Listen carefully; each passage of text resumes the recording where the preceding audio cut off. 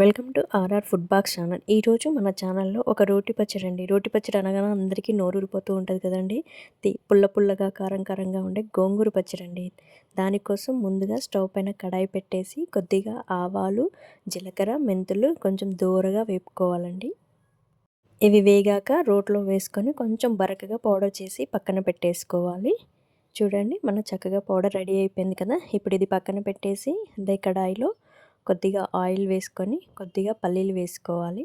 ఈ పల్లీలు కూడా లో ఫ్లేమ్లో కొంచెం దోరగా వేగాక ఇందులోనే ఒక టేబుల్ స్పూన్ నువ్వులు కూడా వేసేసుకొని ఈ నువ్వులు కూడా చక్కగా చిటపటమనేంత వరకు వేపుకొని తీసి పక్కన పెట్టుకోవాలి.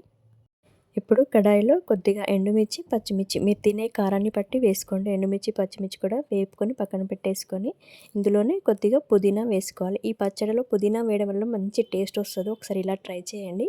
పుదీనాను కూడా చక్కగా ఫ్రై చేసుకొని తీసి పక్కన పెట్టేసుకొని ఇప్పుడు అదే కడాయిలో గోంగూర వేసేసుకొని కొద్దిగా ఆయిల్ వేసి ఉడకబెట్టాలండి. ఒక 80% ఉడికినాక ఇందులో ఒక టమాటా, కొద్దిగా కొత్తిమీర వేయాలి. చూడండి ఇప్పుడు గోంగూర, టమాటా అన్నీ చక్కగా ఉడికిపోయినాయి కదా. ఇవన్నీ పక్కన పెట్టేసుకొని ఇప్పుడు మిక్సీ జార్లో పల్లీలు, నువ్వులు, ఎండుమిర్చి, పచ్చిమిర్చి, కొద్దిగా జీలకర్ర, మెంతులు అవి కూడా వేసుకోవాలి. అలానే పుదీనా వేపాము కదా, పుదీనా వేసేసుకొని వెల్లిపాయలు కూడా వేసుకోవాలి. ఇప్పుడు దీంట్లో మనం బరకగా పౌడర్ కొట్టి పెట్టింది కూడా వేసేసుకొని బరకగా మిక్సీ పట్టాలండి. మెత్తగా పట్టకూడదు. మెత్తగా పడితే ఏంటంటే పచ్చడి టేస్ట్ ఉండదు. మీ దగ్గర రోటు కనుక ఉంటే రోట్లో నూరుకోండి.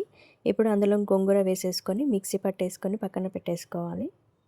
ఇప్పుడు తాలింపు కోసం కడాయి పెట్టి కడాయిలో ఆయిల్ వేసి కొద్దిగా ఆవాలు, జీలకర్ర, ఎండుమిర్చి, కరివేపాకు వేసుకొని వేపుకొని